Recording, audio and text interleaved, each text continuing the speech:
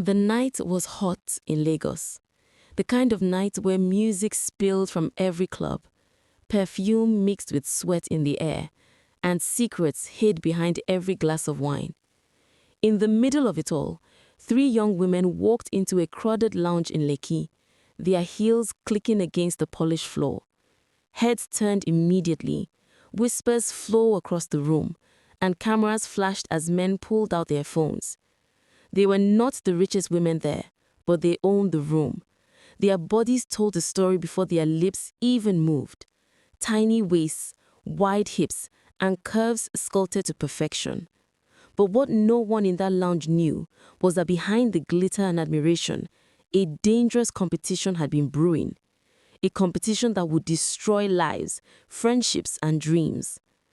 This is the story of Blessing, Cynthia, and Amaka, the girls who let a BBL competition consume them.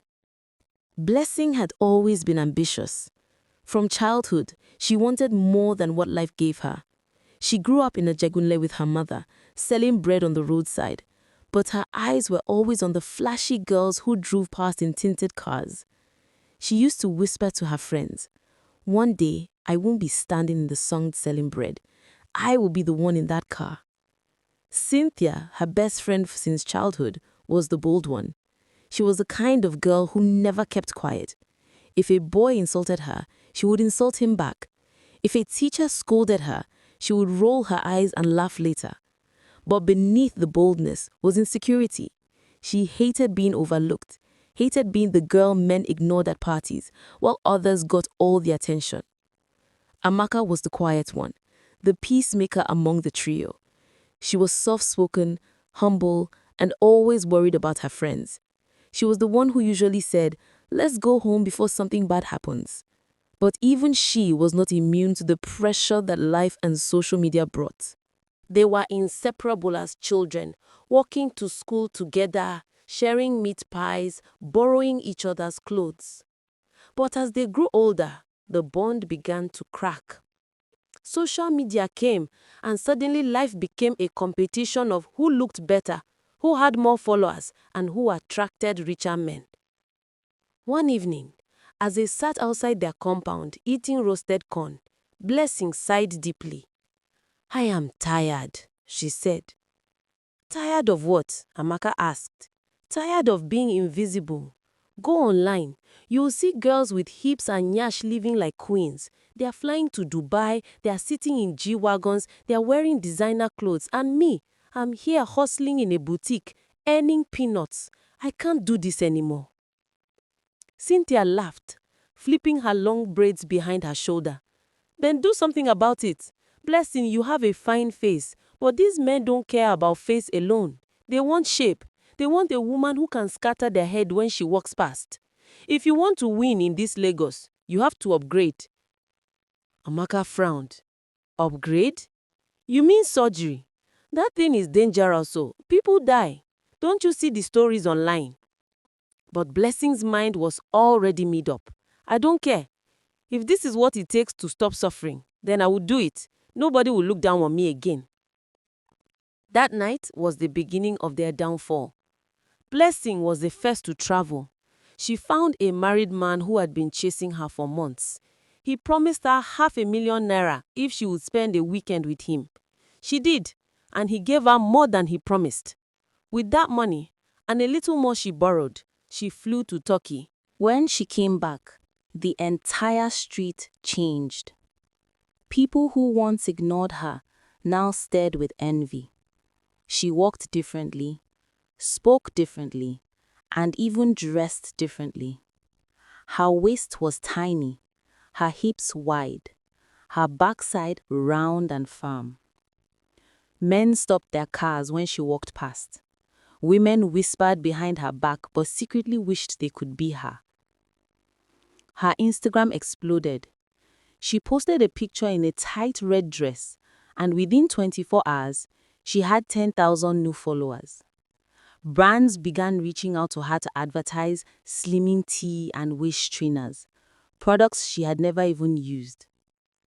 When Cynthia saw this, jealousy ate her alive. So Blessing will now shine alone?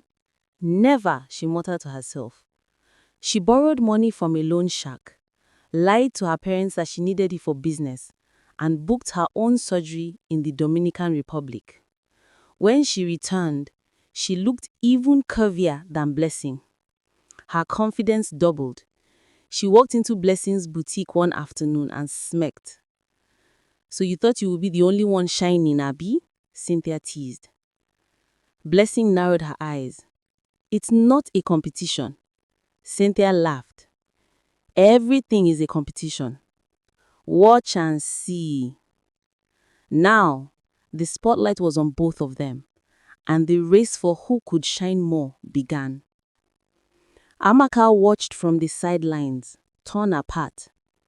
She wanted to stay natural, to remain true to herself, but the pressure was unbearable. At every party, Blessing and Cynthia were the ones men surrounded. At weddings, they were the ones dancing with rich uncles, while Amaka sat alone. Even her family mocked her. One day, her aunt said, "Amaka, see your friends, oh. They have upgraded. You are still carrying this your flat body around. Who will marry you like this?" That night, Amaka cried into her pillow. By morning, she had made her decision. She found a cheap doctor in Ghana and went for her own surgery. When she returned, the trio who once shared friendship now became rivals. Their Instagram pages became a battlefield. Blessing posted pictures in luxury hotels. Cynthia posted herself in a G-Wagon claiming it was hers. Amaka, desperate not to be left out, started posting heavily edited photos to look more glamorous. Comments fueled their rivalry. Blessing is the real queen. No, Cynthia killed it. Amaka looks fake, cheap job. Hate brewed in their hearts. They stopped calling each other, stopped hanging out, and instead started gossiping about one another. Blessing accused Cynthia of being a copycat. Cynthia mocked Amaka, saying her doctor used plastic. Amaka, in anger, told people that Blessing was sleeping with married men to fund her lifestyle. The love they once shared turned to venom. But the surgeries did not come without consequences. Blessing started experiencing sharp pains in her stomach. Her doctor warned her that one of her implants had shifted. She ignored it, saying, "I can't look less than perfect." She hid her pain and kept posting smiling pictures. Cynthia almost died during her second surgery. She was rushed into an emergency room with severe bleeding. Even while lying on a hospital bed, she told herself, "I can't stop now. I must remain the baddest." Amaka's cheap surgery left her with infections. Her skin around her hips turned dark, and she started using heavy makeup and filters to hide it. Yet none of them stopped. The competition blinded them. The breaking point came at a high-class birthday party in Victoria Island. All three of them showed up, each determined to be the star. Blessing wore a glittering gold dress. Cynthia wore a body-hugging white gown, and Amaka wore a red outfit that left little to the imagination. People cheered as they walked in, their bodies glowing under the lights. Cameras clicked, men whistled, women glared. But in the middle of the party, Cynthia suddenly clutched her stomach. Blood soaked through her dress. She screamed and collapsed on the floor. The music stopped. People shouted. Phones came out, recording the chaos. She was rushed to the hospital, but by morning, she was gone. Blessing and Amaka was shattered. They cried, but deep down, they knew the truth. Cynthia had died because of the very competition they all fueled. News spread across social media. Hashtags trended. BBL competition. Beauty is not worth death. RIP Cynthia. Pastors preached about it. Parents used it as a warning to their daughters. Bloggers made headlines out of it. BBL queen dies after surgery. Amaka broke down completely. She deleted her Instagram, stopped wearing makeup, and began attending church regularly. She started speaking to young girls, warning them, "Love yourself. Don't destroy your body for likes and attention." Blessing, however, struggled.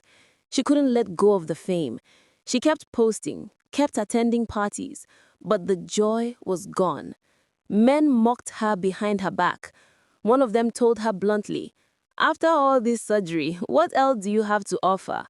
One night, she looked at herself in the mirror and wept. For the first time, she hated the body she had once risked everything for. The story of Blessing, Cynthia, and Amaka spread like wildfire. It became a tale mothers told their daughters, a warning whispered in salons and classrooms. And the lesson was clear. True beauty is not found in surgeries or likes. Competition can destroy even the closest friends, and chasing trends blindly can cost more than money. It can cost your life. The BBL competition ended in pain, but the memory of it lived on as a scar on the streets of Lagos. Thanks for watching. Please like, comment, and subscribe.